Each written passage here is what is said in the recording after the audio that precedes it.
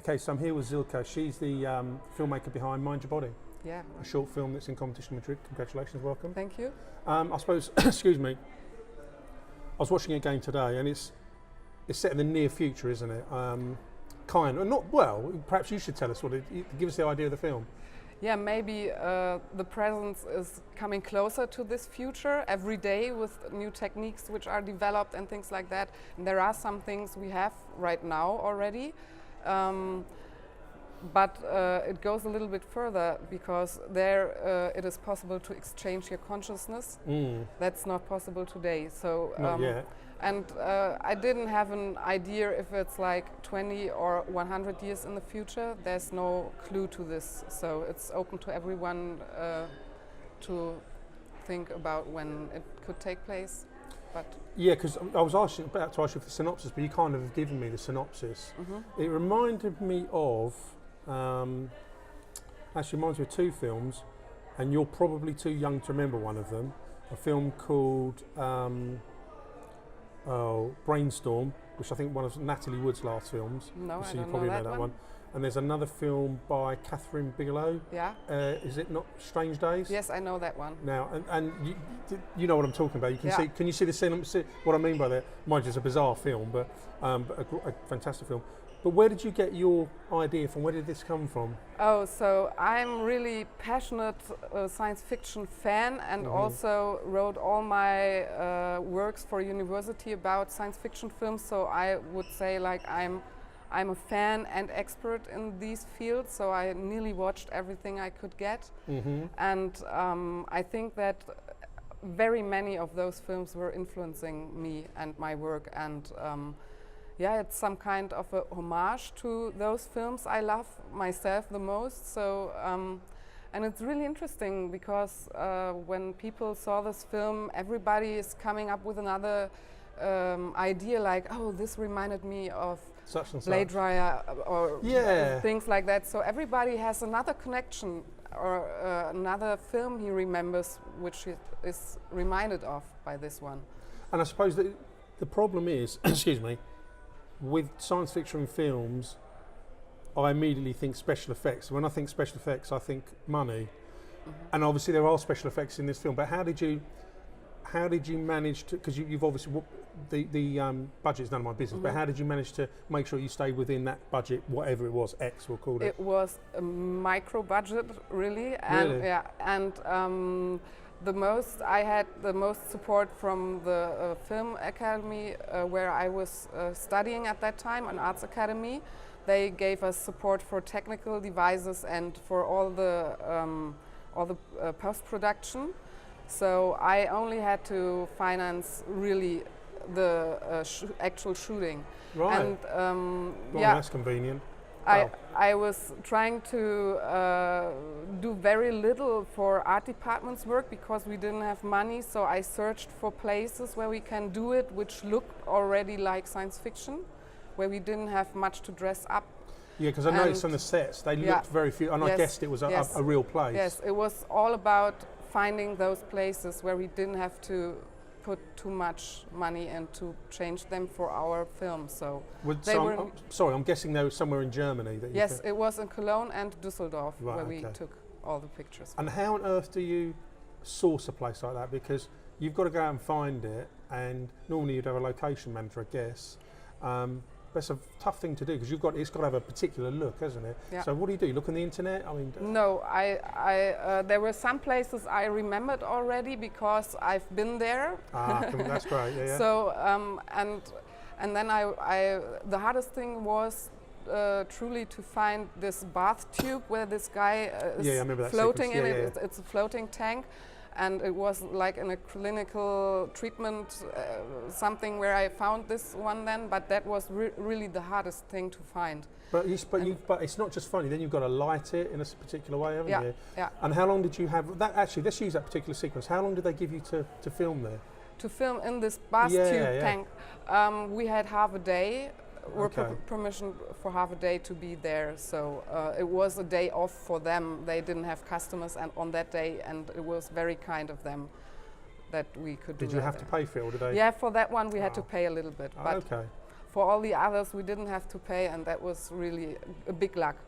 And also all the other things were like, we made up good ideas to save money. So if I can give you a little secret about the costumes they are wearing. Yeah, which they look beautiful, like, yeah, fitted, futuristic costumes. Yeah, it's motorcycle underwear from a discounter.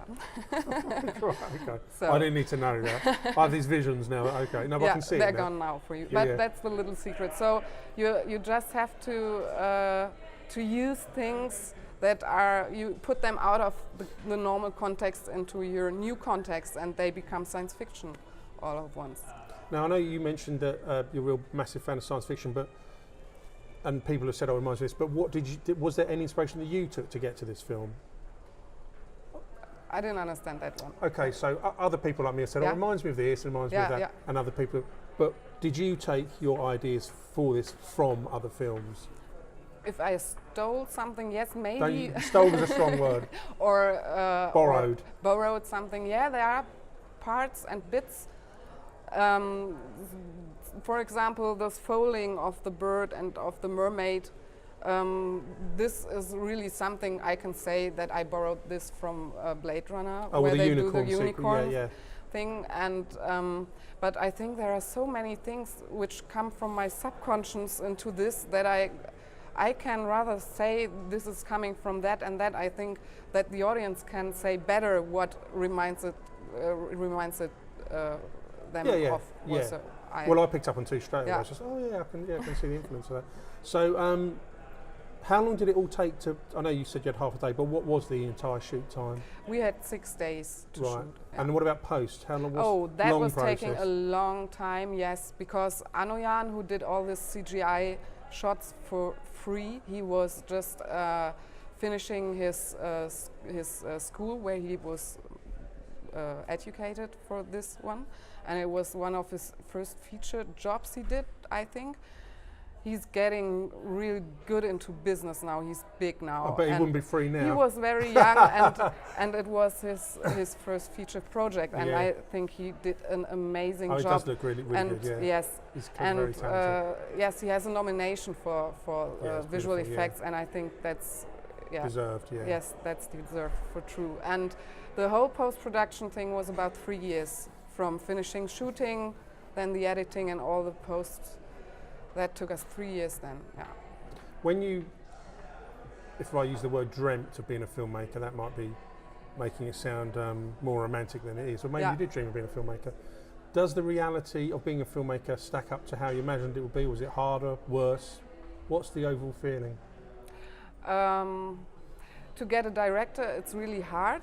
But actually to make a film, can you explain? To make a film, yeah. You know, what you perceived it to be and hoped it to be, to how it is in reality. Is the whole experience better, or is it as fulfilling as you hoped it would be? It's fulfilling, yes, but I don't understand really what you are. Well, we all imagine how things are going to be. Yeah. I mean, for instance, I imagine how it would be if I went on a trip to Russia, for instance. Yeah. But often the reality isn't the same, is it? It's either better than you hoped, and it's worse than you hoped. Okay. I cannot tell, because I have a passion for doing what I do. So if it's hard, I don't really feel it, because I love to do this. And sometimes it takes a long time, and I think I sometimes lose my nerves when it's getting too long. When we had this pose for 3 years, it was like, I don't know if we will ever finish, and it's really painful, yeah. And but I don't think that it's really depressing or something, no. I suppose what we should point out is, I know you said the post was a long time, but you're not doing that constantly, are you? You're doing it in chunks, I guess. Yes, because everybody had to earn money in his normal jobs, and everybody was doing it during his free time. So is this your full-time job, or do you do other things? My full-time job is I work as a script supervisor for television and movies in Germany. Oh, right. That's so you're connected then. Yes, I'm connected for nearly 20 years now. I'm doing that one, but it's like I'm offering like a service for another director when I'm a supervisor. Right. So it's something totally different. I guess. So I'm not in Yeah. charge for what I'm doing there, you know, Yeah, for the movie that is made. You're kind of like we would say a gun for hire, I guess. Yeah. Is that Yeah. what you phrase Yeah. it? But this, of course, This is it's really your baby, passion. isn't it? Yes, Yeah. So I know you said about science fiction. Is it going to be moving forward? Is that definitely what you want to do? Is predominantly science fiction work? I think it's really hard to go into genre like this, especially in Germany. It's not something that people would go to for watch it in cinema or streaming. I think they go for other things in Germany, more crime scene things like that. So yeah, that's right. I know what you mean. Yeah, because you do see a lot of that in Germany. Yes, yes, like yes. a CSI, a German CSI, whatever, you know. But so equivalent of. and I cannot say for myself that I stuck only to one genre thing. I'm also interested in drama, thriller, comedy, and I already made very different films. So I think I will not only do science fiction in the future. So, for instance, if you wouldn't put off, say, writing a rom-com. Now, I use that as an example, but who knows? It might happen one day. But maybe I will do another science fiction someday. Yeah, why not? I'd love to do that. And what was the hardest part about making this? The hardest part, I think it was really the post-production. And the shooting, shooting was also hard because we had a very, very small team. We're only like 10, 12 people on set. It was really a small team, so everybody had to go on and help with everything. It's long days. I mean, things Yeah. they are long days shooting, aren't they? Because you use that as that. If we can go back to the example about the tank scene, I know you said we had half a day, but what people are probably forgetting is you've got to get there. You've got to set it all up. Yeah. You've got half a day to shoot, so actually it's a whole day, isn't it? Because I guess you got there at 6 in the morning or whatever. Yeah, that tank was located in Düsseldorf, and we had another scene to shoot in Düsseldorf that was this long tube where the guy is walking. Yeah. So this is at the Economy Trade Center in Düsseldorf. So we had those two in one day to do in Düsseldorf. Oh so God, so that it was half. our travel day then. Yeah. Okay, brilliant. Thanks, Ilka. That's wonderful. Thank you very much. Thank you.